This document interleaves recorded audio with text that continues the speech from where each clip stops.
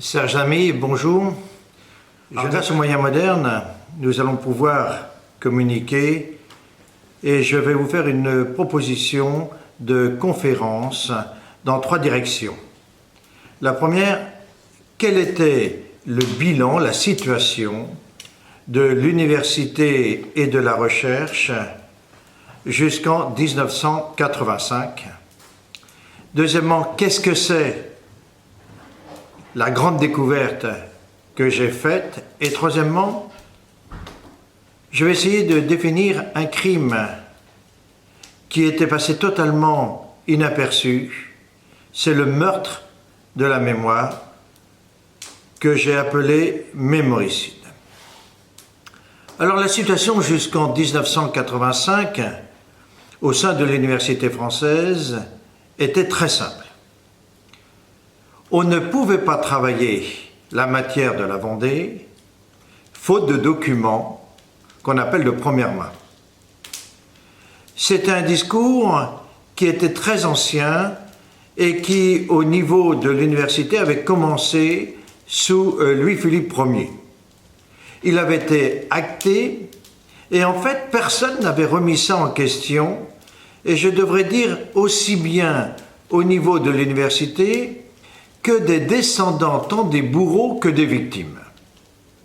Et en fait, tout le monde s'était accordé pour ne voir en la Vendée qu'une guerre civile avec des atrocités de part et d'autre, atrocités qui s'équilibraient tant au niveau de la violence qu'au niveau du nombre de victimes. Un universitaire qui s'appelle Jean Meyer, qui est un Alsacien, un malgré nous, et tout ça c'est très important, qui a été recruté par les armées allemandes et qui a fait la guerre sur le front de l'Est, qui a réussi à s'enfuir du côté des Soviétiques, puis après il est allé se réfugier chez les Anglais, chez les Américains, et a terminé sergent-chef de l'armée française.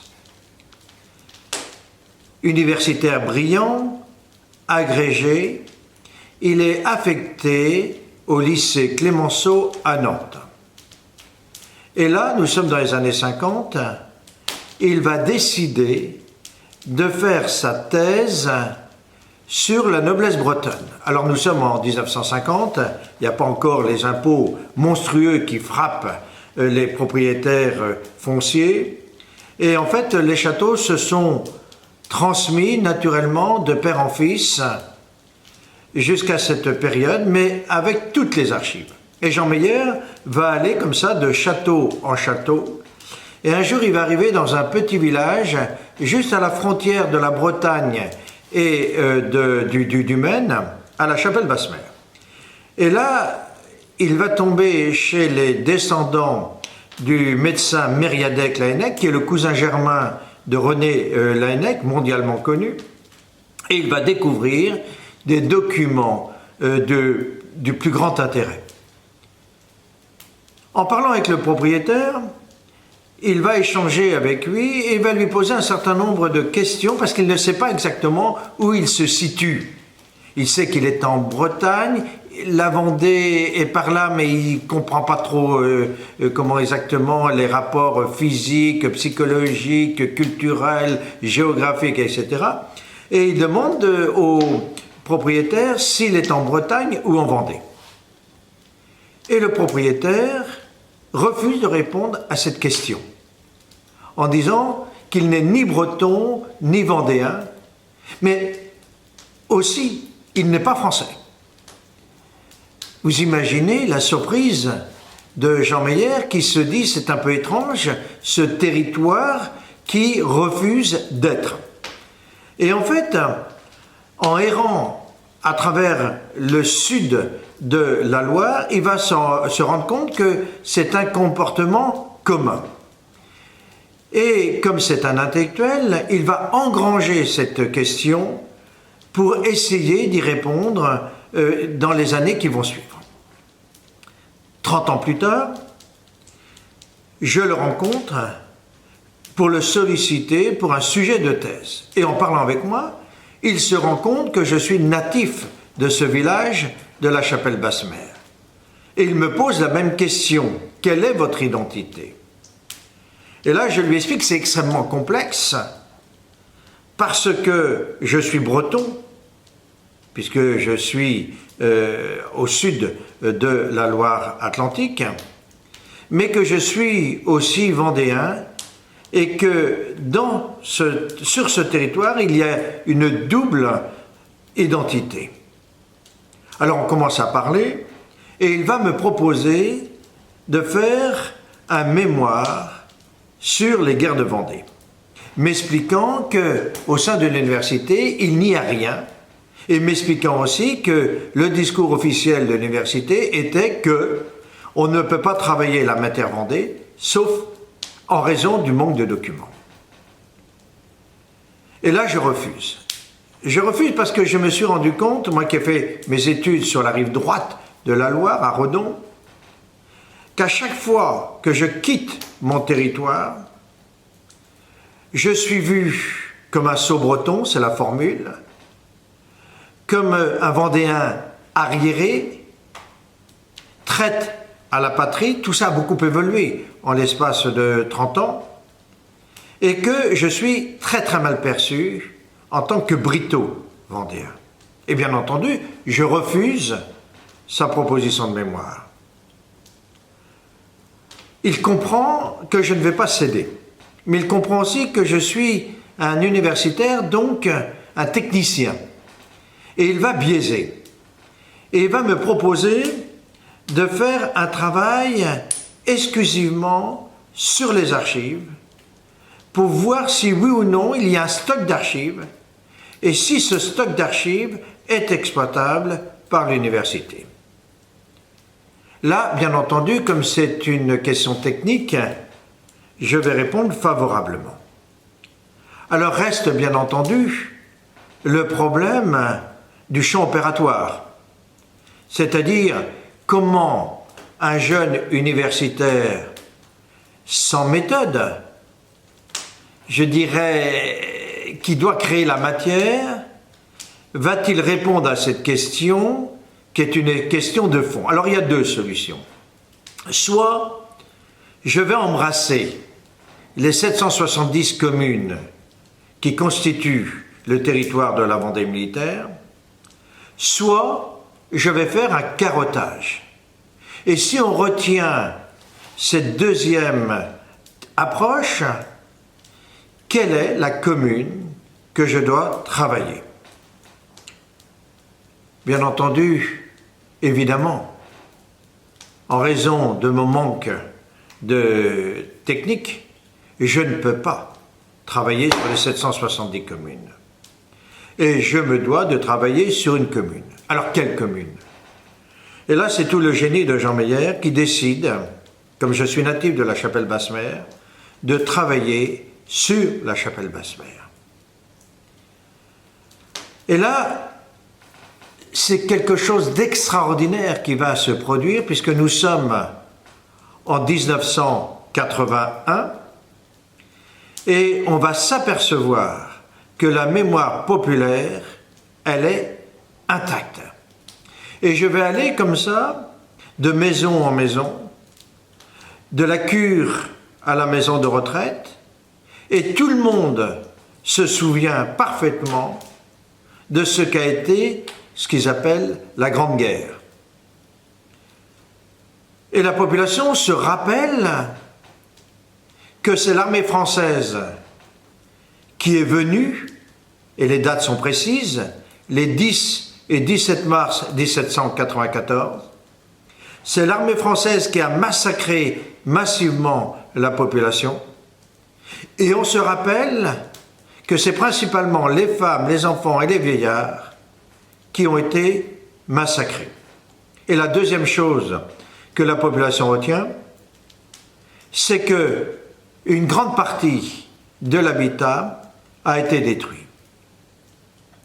Ça, c'est l'approche, je fais à peu près 1000 heures d'interview, et puis ensuite, je vais de maison en maison faire le collectage de documents. Et en fait, il y a deux catégories de documents. Les documents privés, qui sont chez les particuliers, ou dans les structures religieuses, et notamment au sein de la paroisse. La chance que j'ai eue, c'est que le curé titulaire de la paroisse, l'abbé Harley, avait été nommé dans les années 50. Il connaissait parfaitement la population et il m'a envoyé comme ça dans des lieux extrêmement ciblés. Puis les archives publiques déposées au sein de la mairie, au sein des structures départementales, les archives nationales, les archives militaires. Alors au niveau de la commune, j'étais par hasard très bien servi parce que le traitement des archives localement était assez curieux. C'est-à-dire que lorsque on devait archiver les documents, on les prenait pêle-mêle et on les jetait dans un grenier. Ce qui fait que moi je suis arrivé dans un grenier regorgeant de documents non triés et extrêmement protégés. Donc j'ai commencé le collectage et là je vais découvrir des documents exceptionnels et notamment deux qui vont matérialiser le souvenir très précis de la population, tant au niveau démographique qu'au niveau matériel. Alors au niveau démographique, je vais découvrir au sein des archives municipales, dans le grenier, le registre clandestin du recteur Pierre-Marie Robin. Alors quelques mots sur cet homme exceptionnel. Il est natif de la Chapelle-Basse-Mer, c'est un lettré. Conformément au droit canon, il est affecté aux pèlerins, la paroisse de Fouché. Il va s'imposer, mais au début de la Révolution, il va être menacé et il va choisir de revenir au sein de sa famille, chercher, comme il l'écrit, la paix et la sécurité. Nous sommes au début 90. Et là, il va raconter, dans le cadre d'un registre, ce qui s'est passé localement. Comme le prêtre titulaire de la paroisse refuse de prêter serment, il est obligé de partir et va trouver d'ailleurs un lieu de refuge à Cadix, en Espagne. Et le nouveau prêtre qui a prêté serment à la Chapelle-Basse-Mer, l'abbé Capron, est absolument hostile à la population. Et très rapidement, il va s'opposer à cette population qui va le voir comme un traître. Conséquence, le recteur Pierre-Marie Robin va se substituer à ce prêtre qui a prêté serment et il va entretenir le registre paroissial. Tant et si bien que nous avons une liste plutôt très précise sur le nombre d'habitants qui a été massacré. Alors malheureusement, une partie de ce registre a disparu, mais nous savons qu'il était constitué de 800 noms. Et en étudiant ces 800 noms, je me suis rendu compte que 80% des gens massacrés étaient des femmes, des enfants et des vieillards. Ça veut dire que ce document traduisait bien précisément le souvenir qu'avaient les habitants de ce qui s'était passé. Au niveau de l'habitat, je vais découvrir un document extraordinaire aux archives de Nantes. C'est la liste précise de l'habitat détruit. Nous avons le nombre, 361.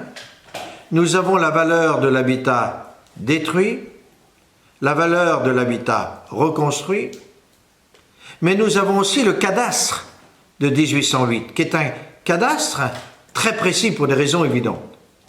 Et donc nous allons avoir d'autres chiffres tout aussi précis, c'est-à-dire le nombre de maisons qui existaient au moment de la destruction, et on va se rendre compte, en faisant les rapports, que c'est plus du tiers de l'habitat qui a été détruit, mais aussi que c'est principalement l'habitat situé au sein des gros bourgs et des hameaux qui a été dévasté.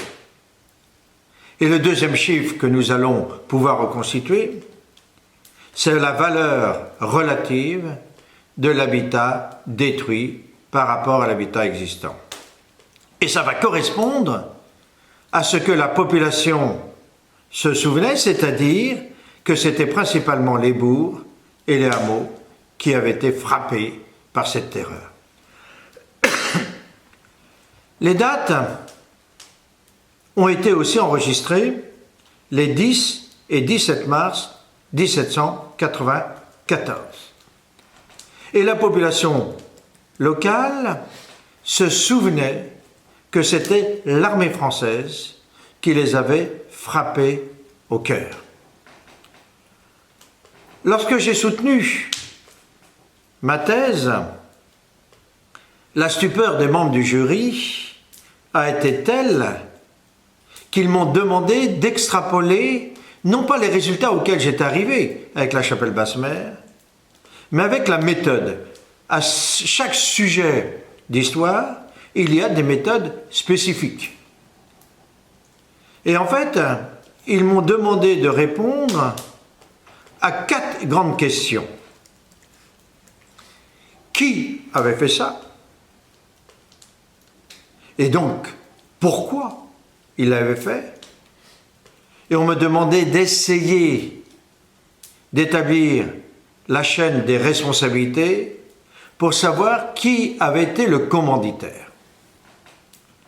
La deuxième chose, sur l'ensemble de la Vendée militaire, essayer, comme je l'avais fait à la chapelle basse-mère, d'évaluer le nombre des victimes et d'évaluer, bien entendu, le nombre de l'habitat disparu. Troisièmement, essayer de comprendre la mécanique du meurtre. Est-ce qu'il y avait eu simplement que l'armée française qui avait massacré, ou est-ce qu'elle était secondée, ou elle-même secondait un autre système? Et puis quatrième problème, combien de temps avait duré ce massacre? Dans ce cadre-là, nous n'étions pas du tout dans une réflexion liée à un génocide. On était toujours prisonnier de ce concept de guerre civile. Alors, si on veut reconstituer la chaîne opérationnelle, il faut bien entendu aller aux archives où les différentes structures avaient déposé leurs documents. Et en fait, 3 principales sont à noter. Pour commencer, les archives départementales et les archives nationales. Ensuite, les archives militaires. C'était un travail immense, d'autant plus que bon nombre de documents avaient été mal classés et deuxièmement, pour des raisons de circonstances, n'avaient pas été reconstitués dans leur intégralité. Quelques mots là-dessus. C'est-à-dire qu'à l'époque, il n'existait ni le trombone, ni d'autres possibilités pour lier les documents, si bien que lorsque ces documents ont été archivés, même s'ils appartenaient à la même liasse, ils étaient éclatés, sans rapport les uns avec les autres.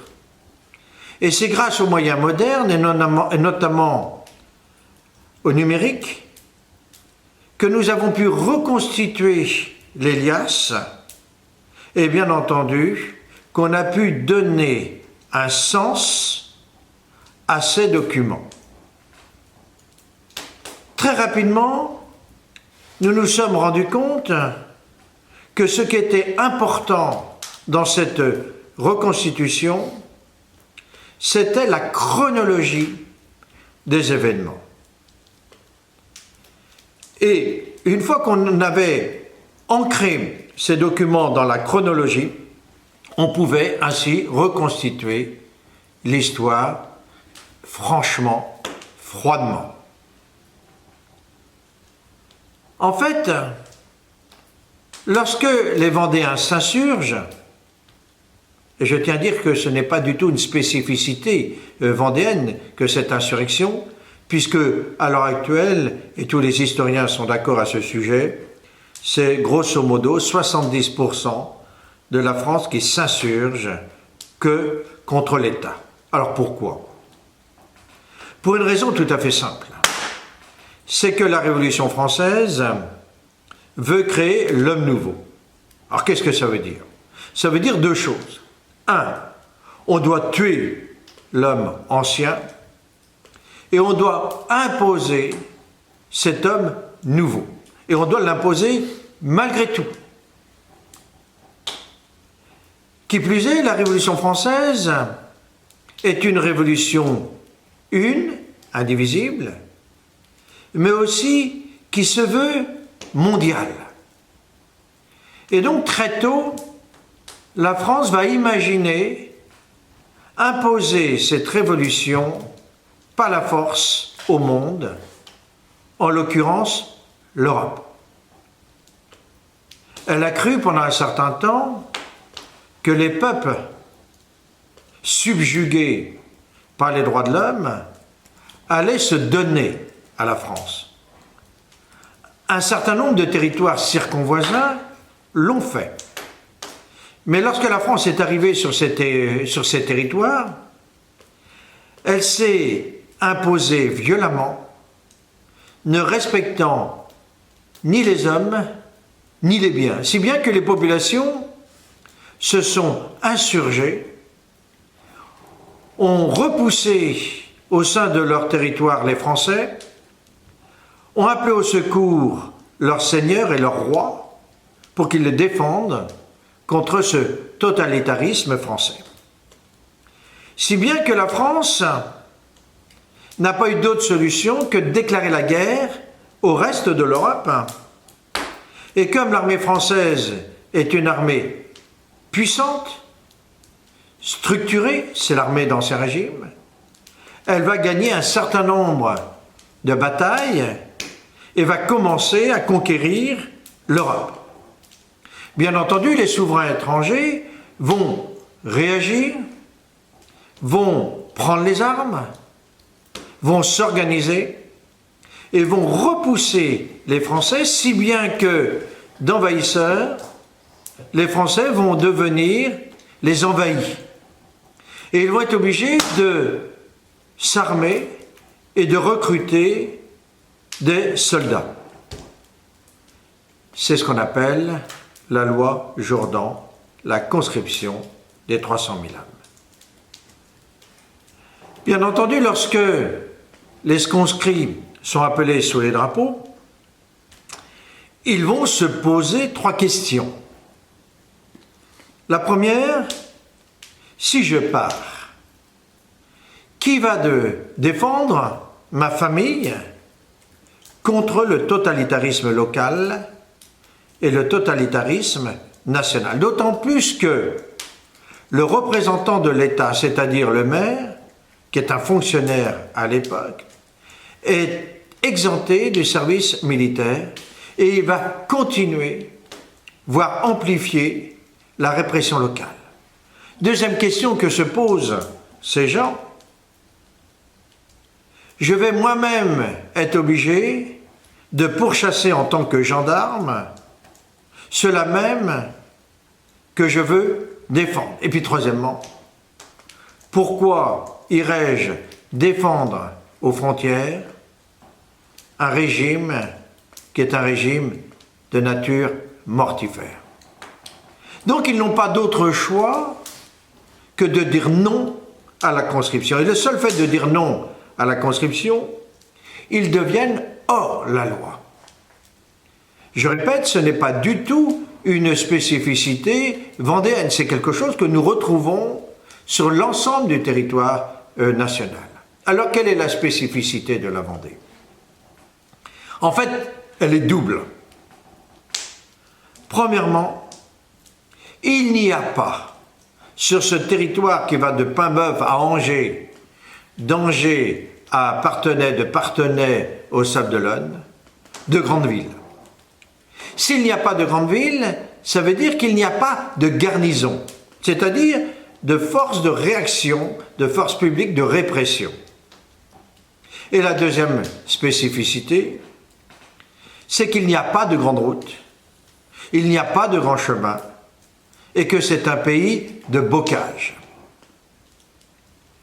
Ces deux spécificités vont permettre aux Vendéens de résister face à une armée de métier qui a besoin, bien entendu, pour œuvrer d'espace et pour accéder à ces espaces de grandes routes. Et puis la deuxième chose dont a besoin cette armée, c'est un terrain de repli, forteresse, château, etc., qu'elle ne va pas trouver, sauf dans les villes périphériques, c'est-à-dire Nantes, Angers, Poitiers et les Sables d'Olonne. Ça, c'est vraiment la spécificité de la Vendée militaire. Il y a une troisième spécificité qu'il ne faut pas oublier, c'est le nombre d'habitants. La Vendée militaire, en 1789, a 815 000 habitants, donc une population nombreuse, la population nationale étant de 28 millions. C'est une population de paysans. C'est une population riche, contrairement à ce qu'ont pu dire les marxistes. Et c'est ce qui explique ce qui va se passer au moment de l'insurrection.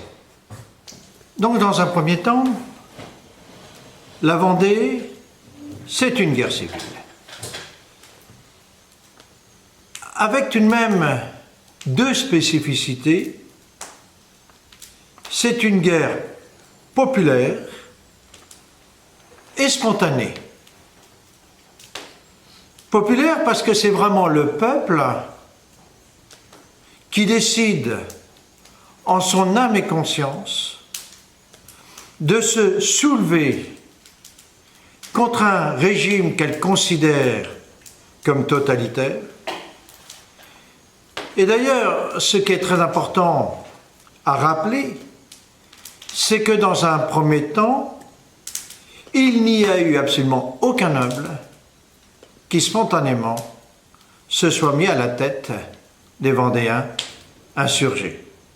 Que ce soit Charette, Bonchamp, La Roche-Jacquelin, etc., nous n'avons aucun exemple de noble qui ait fait cette démarche. Tous les futurs chefs nobles vendéens, sans aucune exception, ont été forcés à se mettre à la tête des Vendéens. La deuxième chose, c'est vraiment un mouvement spontané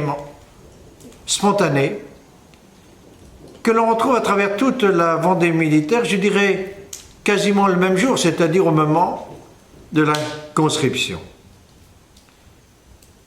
C'est un peuple de paysans, un peuple pragmatique, un peuple riche, un peuple organisé, ne serait-ce que au sein des paroisses, parce que sous l'Ancien Régime, il y a une structure administrative qui s'appelle la fabrique. Et bien entendu, ces traditions d'organisation, de gestion, vont être mises en commun pour l'œuvre insurrectionnelle. Les Vendéens vont faire deux choses. La première, ils vont éloigner physiquement de la Vendée militaire tous leurs ennemis potentiels, c'est-à-dire les maires qui sont patriotes, ils ne sont pas tous patriotes, les prêtres constitutionnels, puis la deuxième chose, ils vont s'organiser en conséquence.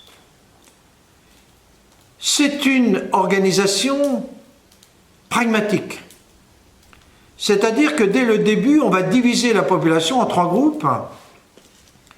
Le premier groupe, c'est-à-dire les femmes, les enfants et les vieillards, comme on a fait en 14-18 au niveau national, vont être chargés de la reproduction, de l'entretien du sol. Le deuxième groupe, les jeunes, vont servir à la protection militaire de la paroisse. Et le troisième groupe va aller grossir les rangs de l'armée vendéenne. Alors, dans un premier temps, on ne sait pas exactement combien on est. On ne sait pas non plus ce qu'il faut faire. Mais la force des événements va s'imposer, va donner une ligne de conduite.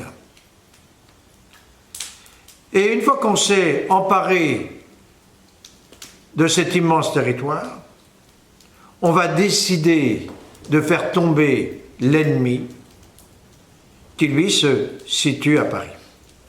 Et donc, on va prendre les armes, composer une armée et essayer d'atteindre Paris. En fait, la bataille de Saumur va tout changer.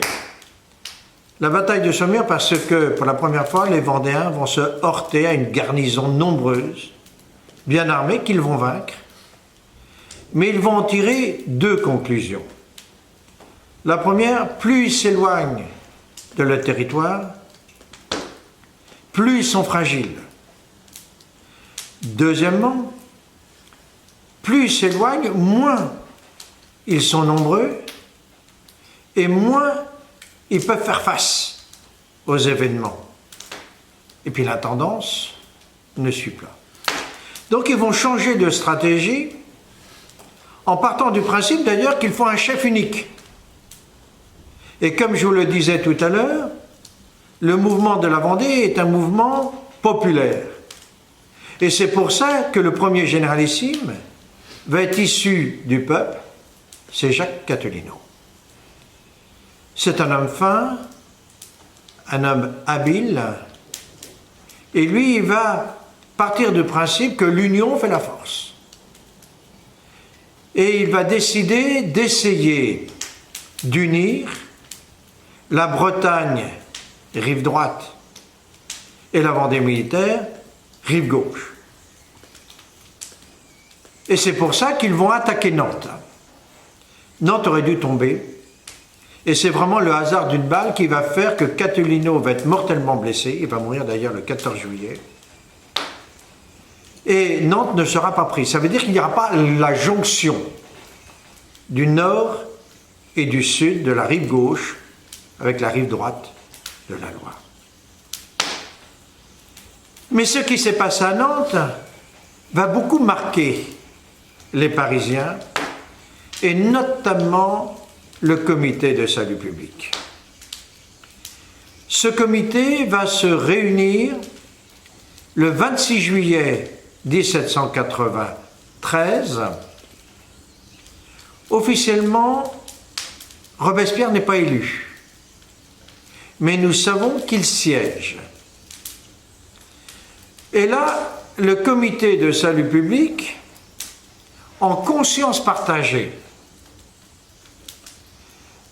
vont décider 4 choses. La première, c'est de diviser la population en 2 lots. D'un côté, les femmes, les enfants et les vieillards que l'on déporte. De l'autre, tout le reste d'habitants qui doit être exterminé. La deuxième chose que l'on décide, et que ce comité décide, c'est de brûler la Vendée. C'est la politique de la terre brûlée. La troisième chose est de régénérer l'armée. Alors je dois reconnaître que je n'ai pas fait attention à cette décision. Mais elle est essentielle pour comprendre la suite des événements. Parce que l'armée de juillet 1793, c'est encore l'armée d'Ancien Régime, avec des officiers catholiques qui vont potentiellement refuser d'appliquer à l'encontre de leurs frères cette politique de déportation et d'extermination. Les grands héros de cette période, ce sont tous ceux qui disent non. Alors, aucune étude n'a été faite à leur sujet, mais la plupart ont été massacrés.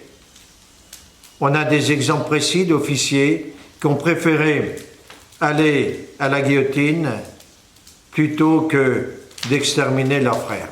Et puis on va fixer une échéance. Mais le comité de salut public veut que cette décision émane de l'Assemblée nationale, la Convention. Et il va rédiger la loi, j'ai retrouvé l'original, manuscrit, et il va la faire voter le 1er août 1793 par l'Assemblée nationale. Je tiens à préciser que la décision du comité de salut public, et ils le disent, doit commencer à être exécutée le jour même de la décision, c'est-à-dire le 26 juillet. Très rapidement, le comité de salut public, les commissaires de la République, les fonctionnaires locaux, vont se rendre compte que plus on essaie d'arracher les femmes, les enfants et les vieillards pour les déporter, plus les Vendéens résistent. Donc ils vont voter un avenant à cette loi du 1er août en date du 1er octobre 1793. En fait, on ne fait plus de distinction entre les femmes, les enfants et les vieillards, et on décide d'exterminer tout le monde, ce monde que l'on appelle brigands, c'est-à-dire ceux qui refusent la loi. L'extermination et l'anéantissement de la Vendée est une décision légale.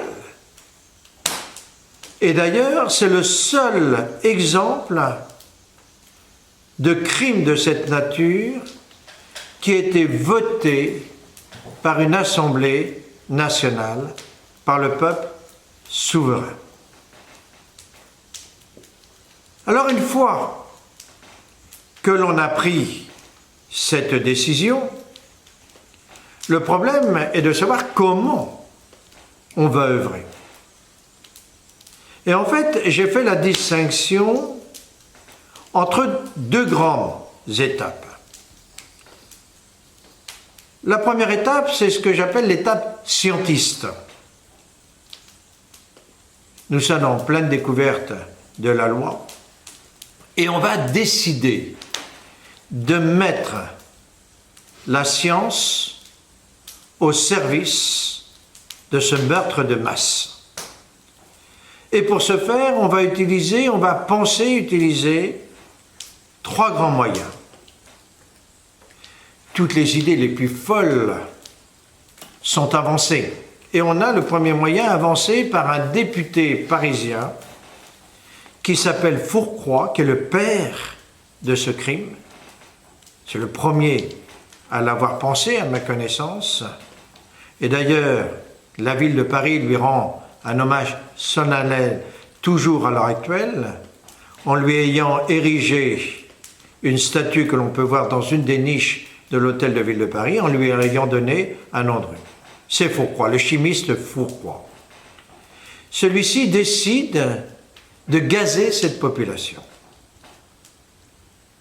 Alors on ne maîtrise pas bien entendu le gaz, et on va faire des expériences, et on ne va pas trouver de gaz efficace.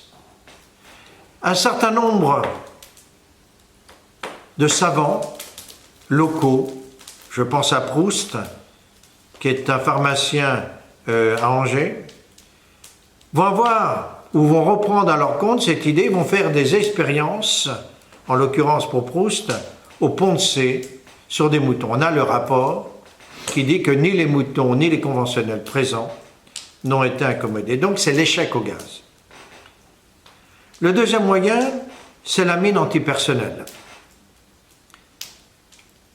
Il semblerait qu'on la mette en œuvre, cette solution, mais le problème d'aujourd'hui est aussi le problème d'hier, c'est-à-dire qu'on ne trouve pas la solution pour répondre, pour créer la mine intelligente qui va exploser sous le mauvais. Troisième solution, c'est l'empoisonnement de masse à partir de l'eau, de l'alcool et du pain. C'est très simple, on l'empoisonne notamment avec de l'arsenic, on laisse ça à la population et la population s'auto-empoisonne. En fait, on se rend compte que c'est extrêmement dangereux parce qu'à l'époque on n'a pas l'ordinateur, on n'a pas la cartographie, etc. Tant et si bien qu'on ne sait pas exactement là où sont les zones empoisonnées. Puis il y a le problème, bien entendu, que si on empoisonne les fleuves avec les affluents, etc., eh bien c'est tout le pays qui est empoisonné, et bien entendu cet empoisonnement peut toucher les troupes républicaines. Alors, on se dit que tout de même, il faut trouver des solutions, et c'est pour ça que je parle de proto-industrialisation, c'est-à-dire que l'on va mettre en œuvre des moyens artisanaux à grande échelle. On va en retenir 6 principalement, que l'on va retrouver sur l'ensemble du territoire de la Vendée militaire. Celui qu'on va utiliser le plus massivement est bien entendu le feu. On brûle les campagnes, mais on brûle aussi les maisons, les églises, etc. Maisons, églises dans lesquelles on a enfermé des habitants. L'exemple le plus célèbre est celui du Petit Luc, où plusieurs centaines d'habitants ont été enfermés dans l'église paroissiale du Petit Luc et brûlés vifs. C'est le cas, par exemple, à la chapelle Basse-Mère, à la chapelle Saint-Pierre-aux-Liens, qui est en voie de restauration, où 80 habitants ont été brûlés vifs. C'est le cas d'un certain nombre de bourgs qui ont été ceinturés par le feu. On a des exemples, là encore, à la chapelle Basse-Mère, au Luxo-Boulogne, etc. Et les maisons brûlent et les habitants ne peuvent pas s'échapper parce que ce feu est ceinturé par l'armée en armes qui tire sur tout ce qui franchit cette barrière de feu. La deuxième solution est la décapitation. Évidemment, lorsqu'on pense à la décapitation, on pense à la guillotine. Mais il n'y a pas eu que la guillotine. Il y a eu bien entendu le sabre, le couteau, etc. La troisième solution, qui est elle aussi assez connue, ce sont les noyades. Alors dès qu'on parle de noyades, on pense aux noyades industrielles de Carrier à Nantes.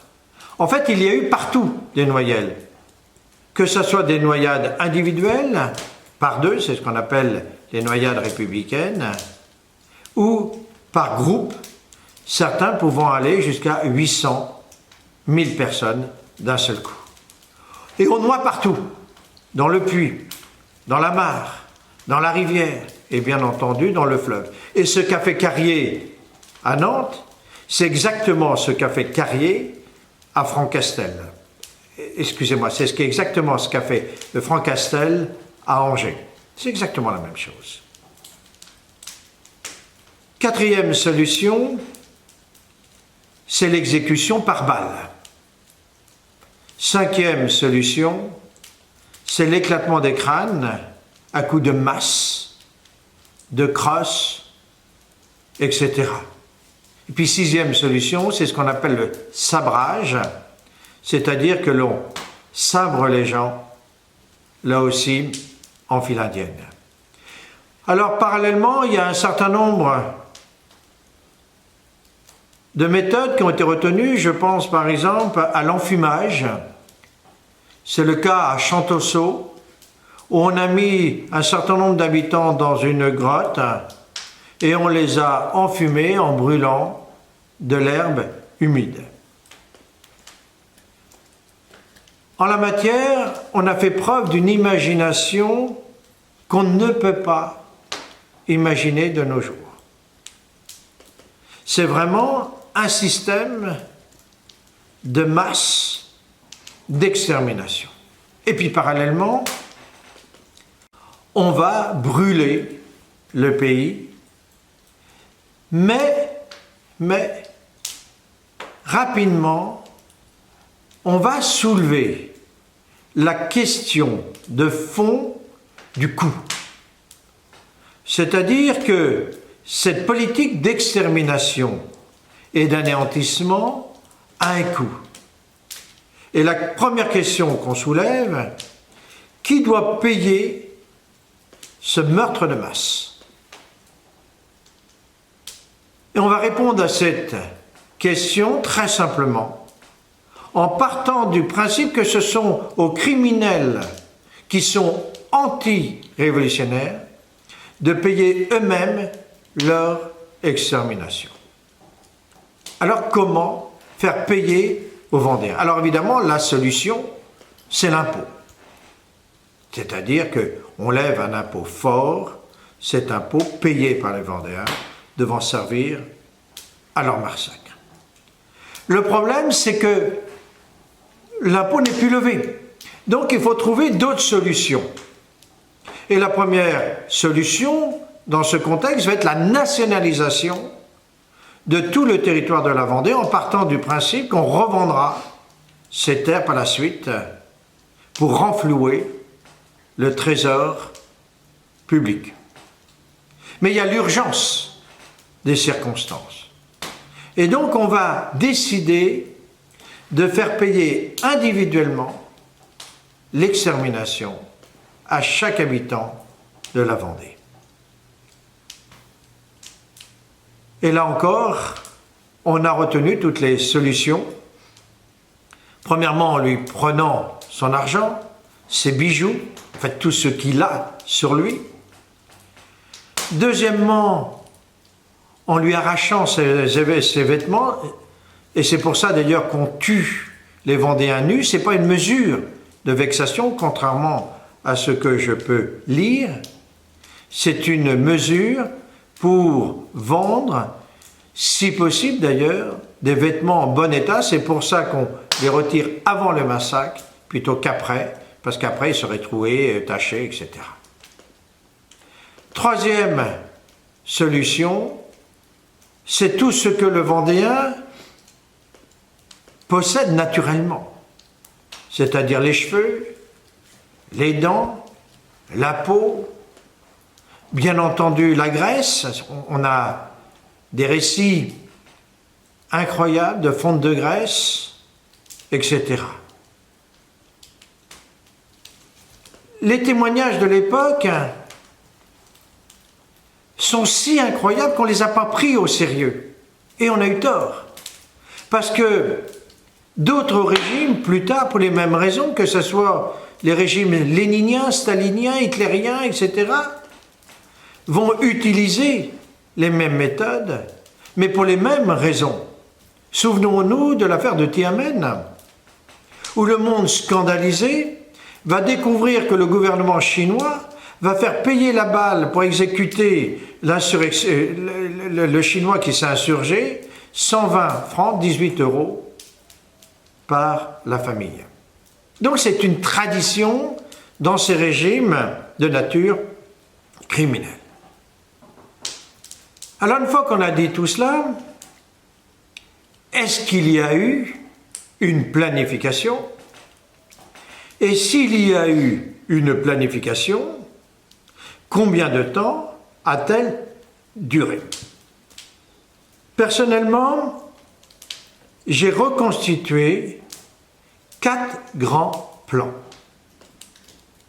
3 qui sont issus directement du comité de salut public et un qui émane du général Turreau, chef des armées de l'Ouest.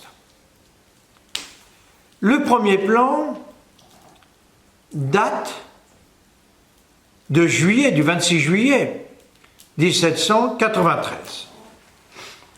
C'est un plan très simple qui s'appuie à la fois sur les effectifs de l'armée et deuxièmement de la nature, de la géographie de la Vendée militaire. Si nous étudions cette carte de la Vendée militaire, au nord vous avez la Loire, qui est à l'époque un fleuve très large, infranchissable. Les seuls ponts que vous ayez sur ce fleuve sont à Nantes et à Angers. Et puis à l'ouest, vous avez l'océan Atlantique. Et l'idée des révolutionnaires, c'est d'empêcher la population de franchir la Loire, et pour ce faire, on va implanter sur le fleuve une flottille de 41 bateaux qui va avoir 2 missions principales. La première, empêcher ce qu'ils appellent le franchissement, sud-nord, nord-sud. Et deuxièmement, à partir du mois de juillet, elle-même, cette flottille, va être chargée d'exterminer les populations riveraines de la Loire. D'ailleurs, c'est ce qui explique qu'à la Chapelle-Basse-Mer, qui est mon premier travail, il y a eu autant d'habitants d'exterminés, autant d'habitats de détruits, parce que cette population a été frappée au cœur par la flottille sur la Loire et les colonnes infernales. Et donc, l'armée va se concentrer à l'est et au sud. Comme la population est barrée au nord, en avançant, elle massacre et pousse les gens vers le fleuve et l'océan où ils vont se noyer. Le problème, c'est que lorsque les habitants qui ne savent pas du tout ce qui est en train de se tramer, comprennent à partir de la mise en œuvre de cette politique, c'est-à-dire à partir du début du mois d'août, que l'on massacre massivement les femmes, les enfants et les vieillards, ils vont essayer de s'échapper et pour ce faire, ils vont franchir la Loire à Saint-Florent-le-Vieil. C'est ce qu'on appelle la virée de Galerne. Ils franchissent la Loire le 17-18 octobre 1793 et vont essayer de trouver refuge dans un port en espérant que les Anglais viendraient à leur secours. Ils sont à peu près 80 000 personnes à avoir franchi le fleuve. Cette colonne, elle est à la fois mobile, mais aussi fugitive. Elle-même, d'ailleurs, ne sait pas où elle doit se rendre. Et puis, fugitive, parce qu'elle erre dans le pays, ce qui, évidemment, stupéfie les populations de la rive droite, mais en même temps inquiète le comité de salut public. Parce qu'on se dit que si les populations qu'elle rencontre s'insurgent, et on pense notamment au Maine et à la Normandie, c'est tout l'Ouest qui peut s'insurger contre Paris. Et donc le comité de salut public va décider le 11 novembre 1793 d'exterminer ces 80 000 Vendéens en faisant appel à l'armée, et notamment une armée à l'Est, que l'on va utiliser par masse. Alors on a du mal à comprendre ce que cela signifie. En fait, par masse, c'est très simple. Il faut concentrer l'armée, et cette armée concentrée tombe massivement sur les Vendéens et les élimine définitivement. Mais il faut transférer cette armée de l'Est vers l'Ouest. Et ça va se terminer le 23 décembre par le grand massacre de Blain et de Savenay. L'extermination des Vendéens sur la rive droite de la Loire ne résout pas le problème des Vendéens de la rive gauche. Mais le comité de salut public se rend compte qu'il est dépassé par cette situation. Et il va solliciter les services du général Turreau. Alors on présente Turreau comme un type sans envergure, sans consistance, sans idée. C'est totalement faux. C'est un officier supérieur dans ce régime qui est intelligent, d'autant plus qu'il se rend compte très rapidement qu'en raison de la nature du terrain, comme je vous l'ai dit tout à l'heure, pays de bocage, sans route, sans garnison possible, il faut changer la nature de la guerre. Et après une étude approfondie du territoire, 1 mois et demi de réflexion, il va proposer au comité de salut public une solution. Cette solution, il l'a rédigée à travers une lettre qu'il adresse aux membres du comité de salut public et que j'ai retrouvée aux archives nationales. Excusez-moi, aux archives militaires. C'est une lettre très précise. Je vous lis 2 passages. J'ai commencé l'exécution du plan que j'avais conçu de traverser la Vendée sous 12 colonnes. Si mes intentions sont bien secondées, il n'existera en Vendée sous 15 jours ni maison, ni habitants. C'est extrêmement précis. Et on se rend compte qu'il prend le risque de remettre en question l'utilisation de l'armée sous forme de masse, comme l'avait conçu le comité de salut public. Donc il prend le risque, s'il échoue, d'être guillotiné. Et c'est pour ça qu'il veut l'aval du comité de salut public pour la mise en œuvre de ce plan. Il attend bien entendu impatiemment la réponse du comité de salut public. Cette réponse, elle va être rédigée le 6 février 1794 par Carnot, qui est en charge du dossier de la Vendée. Et ce document, je l'ai retrouvé aux archives nationales, au Caran.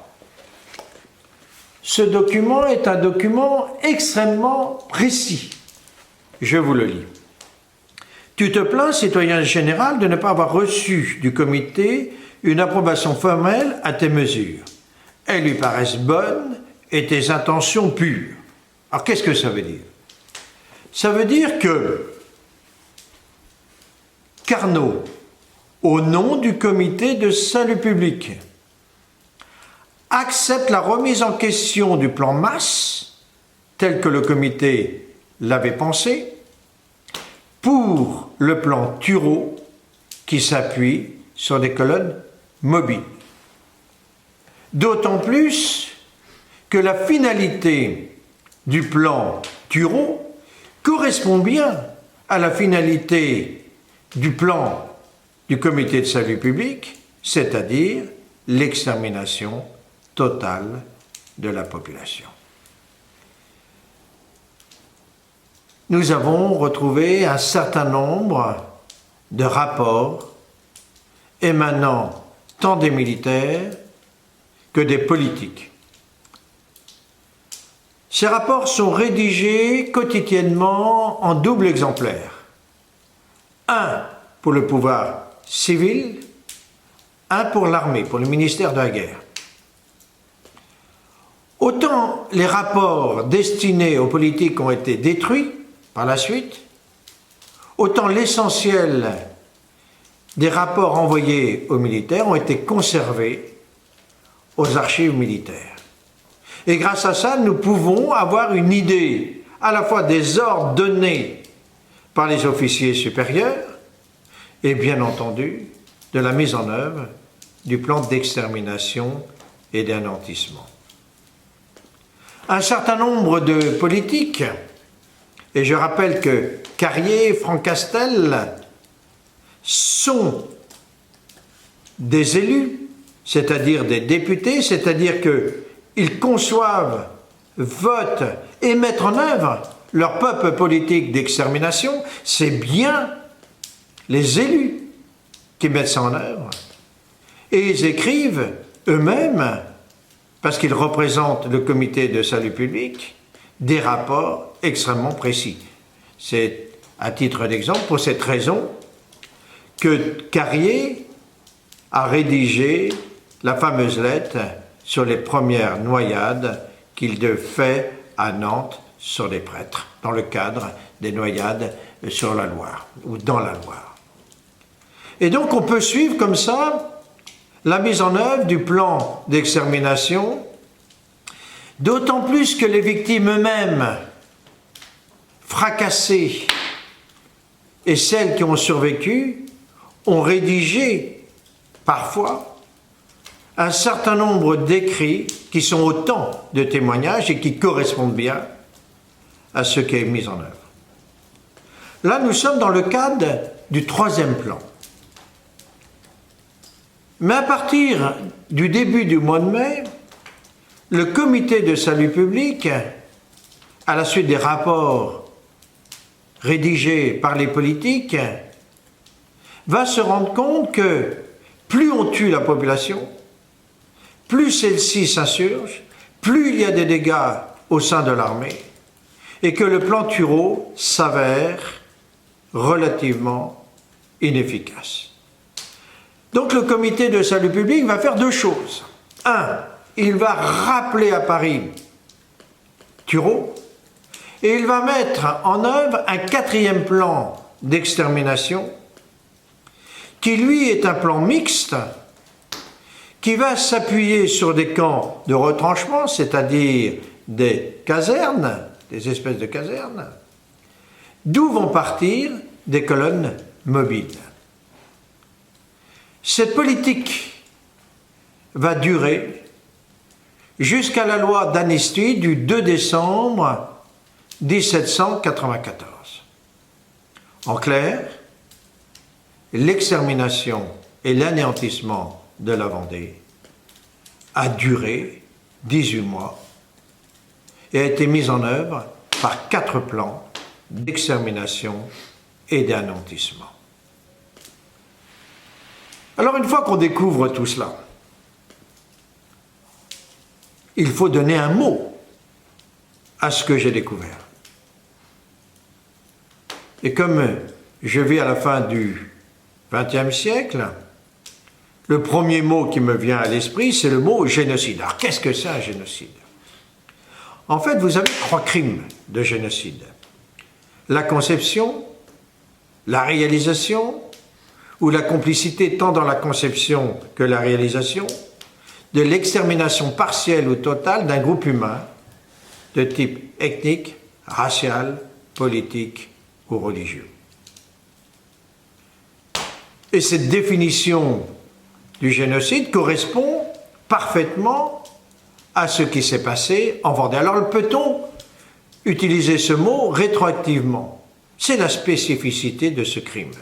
Et d'ailleurs, c'est au nom de cette rétroactivité qu'on a pu classer le meurtre de masse commis vis-à-vis des Juifs, etc., de génocide, vis-à-vis des Arméniens, de génocide, etc., même si ces crimes ont été commis avant l'énonciation ou la définition de ce crime de génocide. Une question à poser, qui est importante, est-ce que, au moment du vote et de la mise en œuvre de cette politique d'anéantissement et d'extermination, les contemporains avaient conscience de la nature spécifique de ce crime?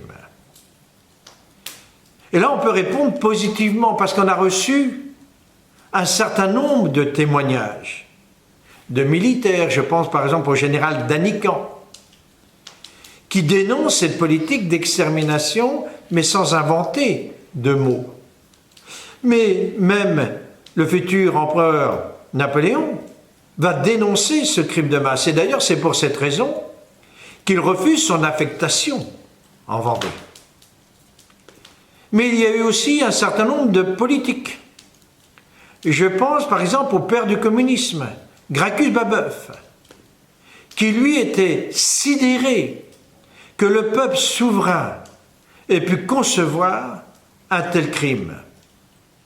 Et comme Lénine plus tard, il va chercher un mot pour définir ce crime. Et il ne va pas trouver ce mot, et il va le créer, et il va publier un livre pour dénoncer le système de dépopulation en Vendée, livre que j'ai republié par la suite au CERF et que j'ai appelé La guerre de Vendée et le système de dépopulation. Son néologisme populicide est un mot extraordinaire. Et bien entendu, c'est le mot qu'on aurait dû définir, retenir dans le cadre du droit international. Malheureusement, le comité de salut public, la convention, les politiques qui ont suivi ont tout fait pour empêcher que ce mot soit connu du grand public et donc pour empêcher que les gens découvrent la réalité de ce qui s'était fait en Vendée.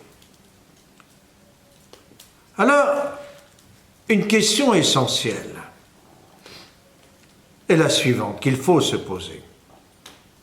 Comment cela se fait-il que 200 ans après les événements, les bourreaux soient devenus les victimes et les victimes soient devenus les bourreaux? En clair, pourquoi des gens qui sont des criminels contre l'humanité sont des héros nationaux? Je pense par exemple à Fourcroy, le père du gazage de masse. Je pense à Carnot, qui est enterré au Panthéon. Je pense à Robespierre, qui a ses noms de rues, ses noms de lycées, ses noms de stations de métro. Je pense à Barère, qui a même un mausolée, etc. C'est absolument incroyable. Et en même temps, aux yeux de l'opinion publique, en tout cas jusqu'à une période récente, et c'est ce que je disais dans le cadre d'introduction, les Vendéens étaient vus comme des traîtres à la patrie. Alors la question qu'il faut se poser, est-ce que cette situation est le fruit d'une évolution naturelle de l'histoire, ou il y a eu, là encore, un plan froidement conçu par certains et qui se soit imposé à tous? Alors évidemment, en termes de méthode, pour essayer de reconstituer cette filiation, je n'ai pas eu d'autre choix que de partir de l'instant T, c'est-à-dire de l'an 2000, pour remonter dans le temps.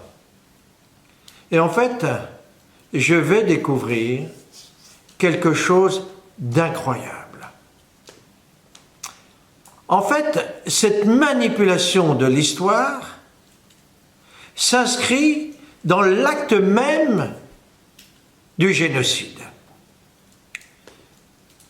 Il y a un événement fondateur de cette manipulation de l'histoire. Je vous ai dit tout à l'heure que les Vendéens, fracassés à partir du 1er août 1793, en raison de la mise en œuvre du plan d'extermination et d'anéantissement de masse conçu par le Comité de salut public, se sont sentis obligés de franchir la Loire à Saint-Florent-le-Vieil, excusez-moi. Cette traversée de la Loire s'effectue en 2 jours, 17-18 octobre 1793. Ce sont 80 000 Vendéens qui franchissent le fleuve. Et ils ont fait prisonniers 5 000 Bleus.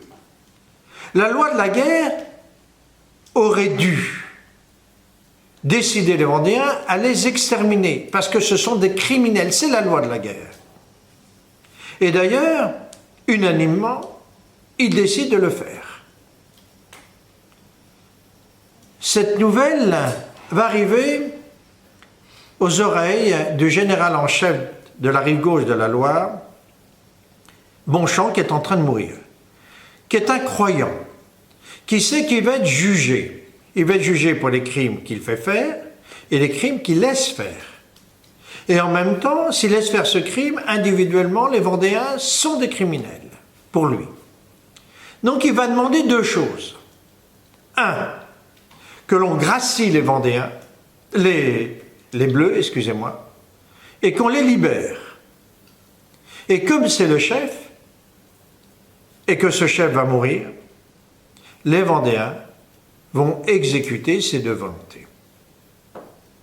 Tant et si bien que les Vendéens vont traverser la Loire, vont partir dans le cadre de la virée de Galerne, et vont laisser sur le terrain les 5 000 terroristes bleus.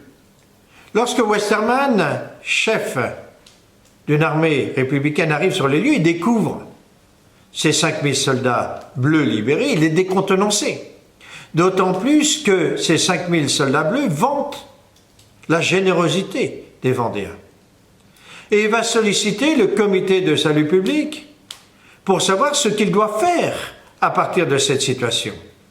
Et en fait, on va décider d'accélérer la politique d'extermination en partant du principe que les Vendéens, c'est la citation, n'ont pas le temps de faire des journaux et que cela s'oubliera avec le temps. Et on va faire 2 politiques, un massacre de masse sur le terrain, et on va concentrer dans le cadre du premier camp de concentration et d'extermination plusieurs milliers de Vendéens dans un espace clos qui existe toujours, au Marillet, tout près de Saint-Florent, et pendant des semaines, on va massacrer ces gens dont le crime a été leur générosité. Et à partir de là, on va mettre une politique officielle de manipulation de l'histoire, ce qui va donner, par exemple, l'affaire Barras, qui n'a absolument jamais existé, c'est-à-dire l'enfant soldat qui a été soi-disant massacré par les Vendéens. En fait, on ne sait pas du tout qui l'a tué. Bien. Et tout au long du 19e et du 20e siècle, on va mettre en œuvre une politique officielle de manipulation de l'histoire. Et le premier historien à avoir scientifiquement mis en œuvre cette politique, c'est Michelet, qui met en œuvre une politique négationniste de la réalité de ce qui s'est passé en Vendée.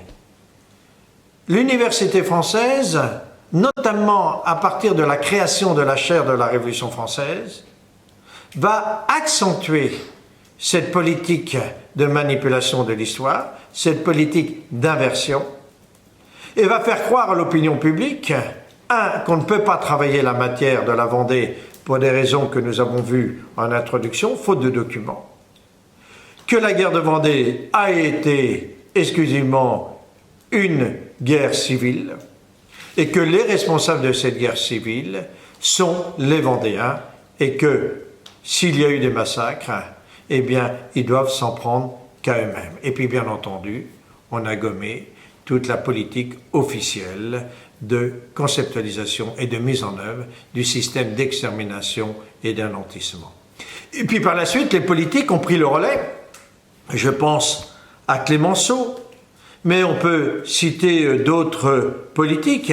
Le dernier en date étant, bien entendu, le président Sarkozy, qui nie que la France ait mis en œuvre un système d'extermination, un génocide. Il y a bien donc un deuxième meurtre par rapport aux Vendéens. Le premier meurtre, c'est le génocide, et le deuxième meurtre, c'est-à-dire qu'on les tue une deuxième fois, c'est l'inversion, qui n'est pas un déni, de la politique d'extermination. Alors comment appeler ça? Alors j'ai cherché en vain, dans le dictionnaire, un mot pour exprimer cette politique du meurtre de la mémoire. Et comme je n'ai pas trouvé de mot, j'ai créé ce néologisme de mémoricide. Alors, une fois qu'on a dit tout cela, est-ce qu'on peut bloquer ce mémoricide? Alors, il faut distinguer le local du national. Au niveau local, les gens ont bien conscience de cette politique d'extermination et d'anéantissement. Et d'ailleurs, c'est pour cette raison qu'il y a autant de lieux de mémoire en Vendée qui s'expriment sous des formes diverses, que ce soit des croix, ce qu'on appelle des arceaux, des chapelles. Si vous allez au Petit Luc, vous verrez la liste des 563 victimes gravées dans le marbre de la chapelle. Vous avez un certain nombre d'hommes politiques, et non des moindres, comme Philippe de Villiers, qui ont mis en œuvre une politique de reconnaissance de ce meurtre de masse, ou une politique pour mettre à la disposition du grand public, à la disposition donc, cette politique d'extermination. Le dernier grand spectacle du Puy du Fou, le dernier panache, met en avant cette politique officielle, puisque on voit bien le Comité de salut public et l'Assemblée nationale voter cette loi d'extermination. C'est un spectacle extraordinaire qui est vu par 2 millions et quelques de personnes par an. Puis bien entendu, un certain nombre d'écrits qui émanent de locaux, mais qui amènent aussi des survivants de la Grande Guerre. Je pense à Madame de Bonchamp, etc. Depuis la parution de mon livre, Le génocide franco-français, la Vendée vengée et Vendée du génocide au mémoricide, a été mis en œuvre toute une politique pour préserver cette histoire et la porter à la connaissance du grand public. C'est pour ça qu'à la chapelle Basse-Mer, par exemple, vous avez la construction du mémorial du génocide de la Vendée, construction qui a commencé il y a 25 ans, construction qui a été l'œuvre de 1500 jeunes, c'est la jeunesse, qui a restauré une chapelle dans laquelle on avait brûlé 80 personnes et qui a reconstruit un mémorial. Ce mémorial, vous pouvez le visiter entre le 1er juillet et le 30 août de chaque année. Alors reste le problème national. Comment bloquer, au nom de la justice et de la vérité, ce mémoricide? Bien entendu, la première solution qui s'imposerait serait la reconnaissance par le Parlement français du génocide de la Vendée. Des députés courageux depuis 4 mandatures dépose scrupuleusement à chaque début de mandature une proposition de loi toute simple. La République française reconnaît le génocide de la Vendée. Et bien entendu, les présidents refusent le vote, de fait. La deuxième solution serait au moins le retrait des lois, puisque les lois ont été votées, mais jamais elles n'ont été abrogées ou retirées. C'est ce qu'a fait De Gaulle, par exemple, en 1944-1945, pour les mesures retenues par le gouvernement de Vichy. Et là, en l'occurrence, il suffirait de faire la même chose. On retire les lois. Ça veut dire que l'on prend acte que ces lois n'ont jamais existé. Évidemment, faire ce retrait, ça serait une reconnaissance du crime de génocide et d'extermination. Alors, pour le moment, cette situation est bloquée, mais ce n'est pas pour cette raison qu'il faut baisser les bras, et au contraire, il faut se battre. Il faut trouver d'autres solutions, et ce, au nom de la justice et de la vérité.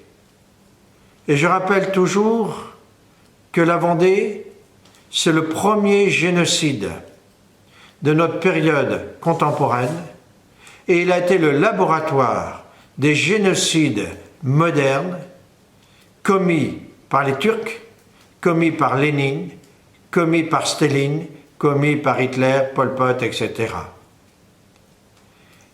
Et si cette reconnaissance du génocide de la Vendée peut permettre la reconnaissance des autres génocides, eh bien ça, c'est une victoire majeure sur le mémoricide.